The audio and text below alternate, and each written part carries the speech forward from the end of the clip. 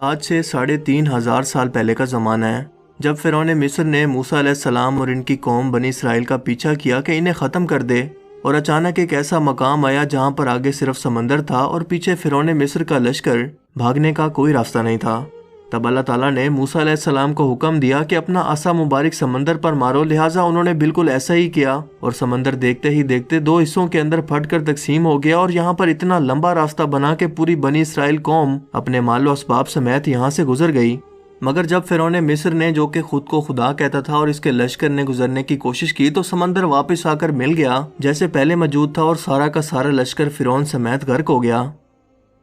اس طرح سے ڈوب کر مارنے کے بعد سمندر نے صرف فرعون کی لاش کو سمندر سے باہر پھینک دیا، جبکہ باقی لشکر کا کوئی نام و نشان نہیں ملا، اور یوں آہستہ آہستہ کر کے وقت گزرتا گیا۔ مصریوں میں سے کسی شخص نے ساحل پر پڑی اس کی لاش کو پہچان کر موجودہ فرعون کے دربار میں بتایا، سو فرعون کی لاش کو محل پہنچایا گیا۔ درباریوں نے مسالے لگا کر اسے پوری شان و شوکت اور احترام سے تابوت میں رکھ کر محفوظ کر لیا۔ کمال کا اتفاق ہے کہ پوری روئے زمین پر صرف یہی قوم تھی جسے مسالے لگا کر لاشوں کو محفوظ کرنے کا ہنر آتا تھا۔ ایسا لگ رہا تھا کہ شاید اس قوم نے اسی دن کے لیے یہ سب کچھ سیکھا تھا۔ فرعون مصر کی لاش کو مسالہ لگا کر محفوظ کرنے کے عمل کے دوران ان سے ایک غلطی ہو گئی، اور وہ غلطی یہ تھی کہ فرعون کیونکہ سمندر میں ڈوب کر مرا تھا، اور مرنے کے بعد کچھ عرصہ تک پانی میں رہنے کی وجہ سے اس کے جسم پر سمندری نمکیات کی ایک تہہ جم گئی تھی، سو مصریوں نے اس کی لاش پر نمکیات کی وہ تہہ اسی طرح سے رہنے دی اور اسے ایسے ہی حنوط کر دیا۔ وقت گزرتا گیا، زمین و آسمان نے بہت سارے انقلاب دیکھے جس کی گرد کے نیچے سب کچھ چھپ گیا، حتیٰ کہ فرعونوں کی حنوط شدہ لاشیں بھی زمین کی تہوں کے اندر چھپ گئیں۔ ان کے نام صرف کتابوں اور ان کی تعمیرات اور شان و شوکت لوگوں کے ذہنوں کے اندر ہی رہ گئے، اس کے علاوہ ان کا بنایا گیا سب کچھ ختم ہو گیا۔ اس واقعہ کے 2000 سال کے بعد اس دنیا میں اللہ کے آخری نبی حضرت محمد صلی اللہ علیہ وآلہ وسلم تشریف لائے، اور ان پر نازل ہونے والی آخری کتاب کے اندر انسانوں کی عبرت کے لیے فرعونوں کے قصے بڑی تفصیل کے ساتھ بیان کیے گئے، اور اسی سلسلے میں فرعون کے جسم کو محفوظ کرنے کے بارے میں بھی ایک آیت نازل ہوئی جس کے اندر اللہ پاک واضح طور پر فرماتے ہیں کہ ہم تیرے جسم کو آنے والے انسانوں کے لیے عبرت بنا کر محفوظ کر لیں گے۔ اس آیت مبارکہ کی سچائی پر تمام مسلمانوں کا یقین تو تھا، لیکن وہ یہ سمجھنے سے قاصر تھے کہ اس خدائی کا دعویٰ کرنے والے کی لاش بھلا کہاں محفوظ کی گئی ہوگی، اسے کیسے عبرت کا نشان بنایا جائے گا، کون اس کی تصدیق کرے گا۔ یہ اتنا نازک معاملہ تھا کہ ذرا آپ خود سوچ کر دیکھیں کہ قرآن پاک کے اندر بیان کیے گئے اللہ تعالیٰ کے تمام الفاظ میں سے اگر صرف یہ ایک آیت مبارکہ بھی یا اللہ تعالیٰ کا یہ دعویٰ نعوذ باللہ غلط ثابت ہو جاتا تو غیر مسلم کفار کے سامنے مسلمان کس منہ سے باقی قرآنی آیات کا دفاع کرتے۔ مگر یہ اللہ تعالیٰ کا کلام ہے جس کے اندر شک کی کوئی گنجائش نہیں، اسی لیے ہر دور کے اندر اس نے اپنے آپ کو اور اپنے ایک ایک الفاظ کو منوایا۔ سن 1871 میں مصر کے ایک شہر الگورنیا سے تعلق رکھنے والے غریب اور معمولی چور احمد عبد الرسول کو فرعونوں کی حنوط شدہ لاشوں کی طرف جانے کا خفیہ ترین راستہ مل گیا۔ یہ بس اتنا چاہتا تھا کہ فرعونوں کی لاشوں کے ساتھ موجود قیمتی نوادرات یعنی سونا، چاندی، ہیرے موتی وغیرہ کو چرا سکے۔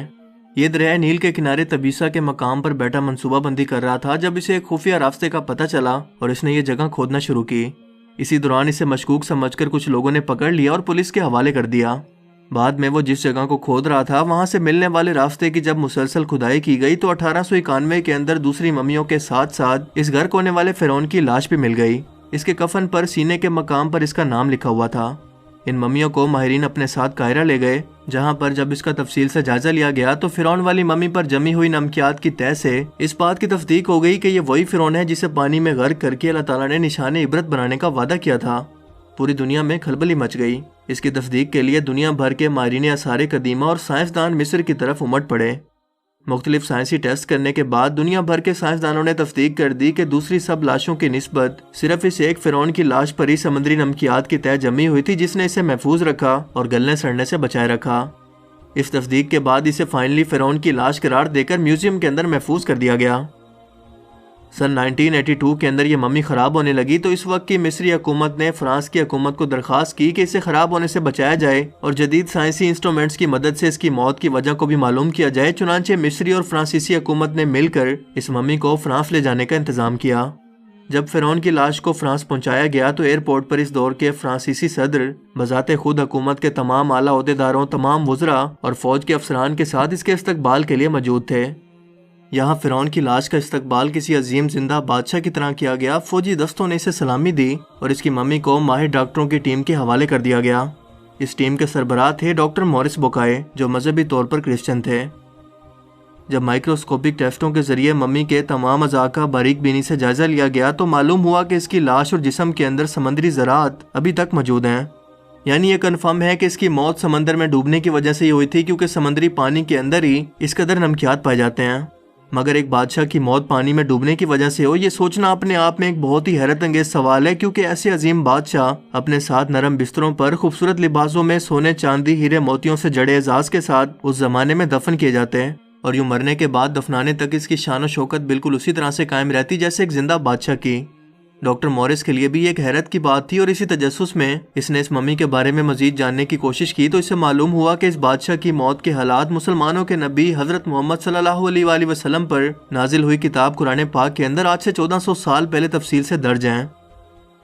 اسے پتا تھا کہ جہاں سے یہ لاش ملی ہے وہ ایک اسلامی ملک ہے، چنانچہ تجسس کے ہاتھوں مجبور ہو کر وہ مصر پہنچا۔ یہ کیونکہ ایک سائنسدان تھا، اسی لیے اس نے مصر کے ایک سائنسدان سے ملاقات کی، جس نے اسے قرآن پاک کھول کر سورہ یونس کی آیت 90 تا 92 کا ترجمہ لفظ ب لفظ سنایا، جس میں فرعون کی خدائی کا دعویٰ، اس کا پانی میں ڈوب کر مرنا اور پھر پانی سے نکال کر اس کی لاش کو محفوظ کرنے کا وعدہ اللہ تعالیٰ نے واضح طور پر کیا ہوا تھا۔ ان قرآنی آیات کا اشارہ بالکل واضح تھا اور صرف ایک جانب تھا کہ تجھے میں مرنے کے بعد آنے والوں کے لیے محفوظ کر کے عبرت کا نشان بنا دوں گا۔ ڈاکٹر موریس نے جب اس قرآنی آیات کا ترجمہ پڑھا تو بے اختیار چلا اٹھا کہ بالکل قرآن سچی کتاب ہے، اس کا ایک ایک لفظ اور اللہ کے پیغمبر حضرت محمد صلی اللہ علیہ وآلہ وسلم سچے ہیں۔ اسی وقت کلمہ پڑھا اور مسلمان ہو گیا۔ قدیم مصر کے اس فرعون توتن خامن کو عام طور پر ایک طلسماتی بادشاہ کے روپ میں پیش کیا جاتا ہے، جو بڑے روب و جلال والا اور مضبوط جسم کا مالک تھا، لیکن ایک طویل سائنسی تحقیق کے بعد اب اس کی اصلیت دنیا کے سامنے آ گئی ہے، کیونکہ ماہرین آثار قدیمہ، تاریخ دانوں، سائنسدانوں اور میڈیکل سائنس کے ماہرین نے مل کر مصری شہر گزا کے اندر فرعون کے مقبروں کے شہر میں موجود توتن خامن کے ڈھانچے اور باقیات پر جب جدید ٹیکنالوجی کی مدد سے ریسرچ کی اور سپر کمپیوٹرز کی مدد سے 2000 جسمانی نقوش کی مدد سے اس کے جسم کے خد و خال کی تصویر کو تیار کیا تو معلوم ہوا کہ یہ فرعون قدر نازک جسم کا مالک تھا۔ اس کا بایاں پاؤں ٹیڑھا تھا اور بیماری اور کمزوری کی وجہ سے وہ چھڑی کے سہارے چلتا تھا۔ اس کے والد اخناتون اور اس کی والدہ کے ڈی این اے کے نمونوں سے یہ بھی معلوم ہوا ہے کہ اس کے والدین آپس میں بہن بھائی تھے۔ ماہرین کا کہنا ہے کہ اس فرعون کی جسمانی خامیوں کمزوریوں کی وجہ بھی یہی تھی کہ اس کے والدین کا آپس کے اندر دراصل بہن بھائی کا رشتہ تھا۔ یہ فرعون آج سے تقریباً 3500 سال قبل مصر کا حکمران تھا، اور اس وقت کی رسم کے مطابق ہر فرعون کی لاش کے ساتھ شاہی استعمال میں رہنے والی کچھ چیزیں بھی ساتھ دفن کر دی جاتی تھیں، جس میں سب سے اہم کچھ ہتھیار تھے۔ اور اس فرعون کے ساتھ جس خنجر کو دفن کیا گیا، اس پر ریسرچ کے مطابق اس کو دراصل کسی شہاب ثاقب یا ایسٹرائڈ سے حاصل ہونے والے کسی لوہے سے تیار کیا گیا تھا، جو اس سے پہلے 1925 کے اندر برطانوی ماہر آثار قدیمہ ہارورڈ کارٹر نے بھی دریافت کیا تھا، جس کی شیپ بالکل، یعنی ان دونوں لوہے کی دھات کی کیمسٹری بالکل ایک جیسی ہے۔ اس کے علاوہ سائنٹسٹ کو ایک اور بات نے چکرا کر رکھ دیا کہ اس لوہے کو زنگ بھی نہیں لگ سکتا تھا، اور اس طرح کے لوہے کی مصر کے اندر موجودگی بہت ہی حیرت کی بات تھی۔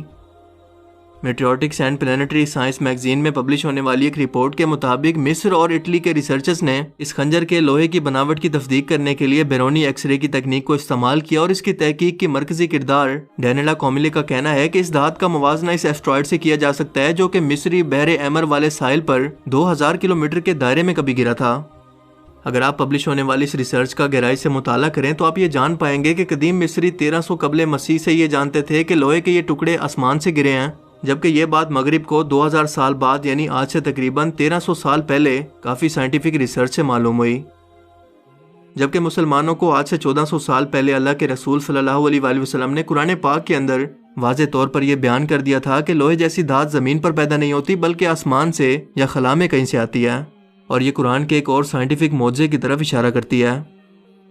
فرعون کی لاش عبرت کے لیے ایسے محفوظ کر کے دنیا کے سامنے رکھ دی گئی ہے کہ آج انٹرنیٹ کے ایک کلک پر اخباروں، ٹی وی چینلز پر اور میوزیم میں اربوں انسانوں کی آنکھوں کے سامنے ہر وقت یہ قابل ترس حالت کے اندر موجود ہے۔ کس لیے؟ عبرت کے لیے، سوچنے کے لیے کہ عبادت کے لائق اور ہمیشہ رہنے والی صرف ایک ہی ذات ہے جو کہ سب کا خالق اور مالک ہے، سب کا رازق ہے، اور اگر دنیا کے انسانوں میں واقعی کوئی خدا موجود ہے تو اپنی قوم کو تباہ ہونے سے پہلے خود کو ہی اللہ تعالیٰ کے عذاب سے بچا کر دکھا دے۔